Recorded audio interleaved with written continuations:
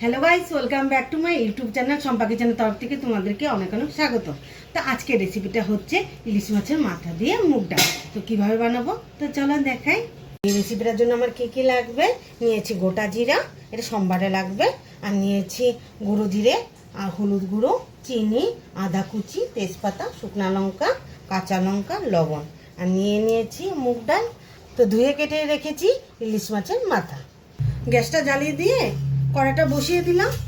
তো কড়াইটা গরম হয়ে গেছে, তো দিয়ে দিব মুগ ডাল। মুগ ডালটা ভেজে নেব। মুগ ডালটা ভেজে নিই।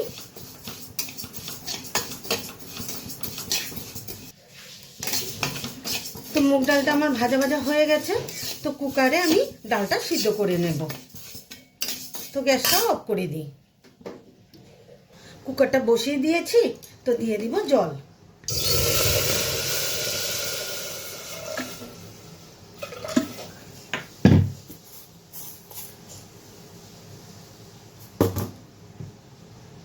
তো দিয়ে দেব ডাল। ডালটা আমি ধুয়ে রেখেছি।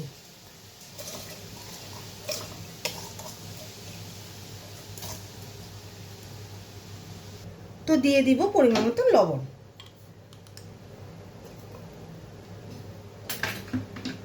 দিয়ে দেব কয়েকটা চেরা কাঁচা লঙ্কা।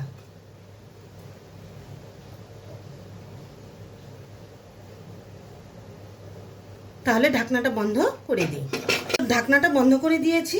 তো 4 থেকে 5টা আমি ছিটিয়ে দিয়ে নেব। তো ডালটা আমার সিদ্ধ হয়ে গেছে। তো এখানে দিয়ে দেব জল।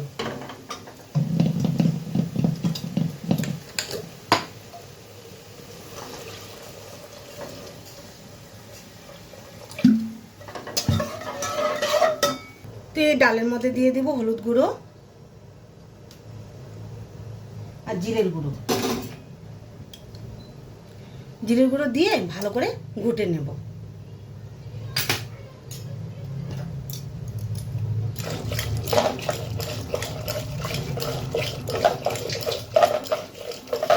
তো ডালটা ভালোভাবে জাল করে নিয়েছি, নামিয়ে নিই। কড়াইটা বসিয়ে দিয়েছি। তো দিয়ে দেব রিফাইন তেল।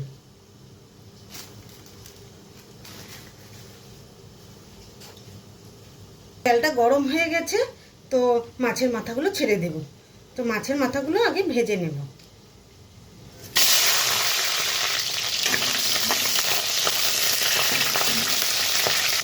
তো মাছের মাথাগুলো ভাজা হয়ে গেছে।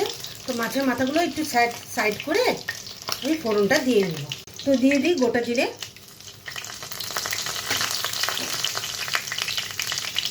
আর শুকনো লঙ্কা।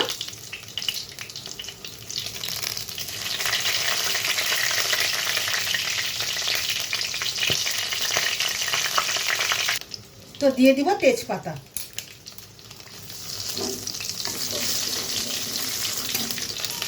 তো দিয়ে দিব আদা কুচি। তো ফোড়নটা ভালোভাবে হয়ে গেলে ডালটা ছেড়ে দেব। তাহলে ডালটা ছেড়ে দিই। তো দিয়ে দিব চিনি আর কয়েকটা চেরা কাঁচা লঙ্কা দিয়ে দিই।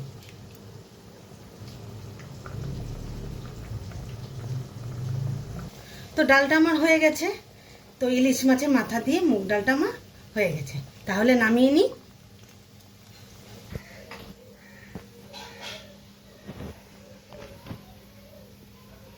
এই রেসিপিটা কেমন লেগেছে অবশ্যই কমেন্টে জানাবে, আর লাইক, শেয়ার অ্যান্ড সাবস্ক্রাইব করতে একদম ভুলবে না। বাই।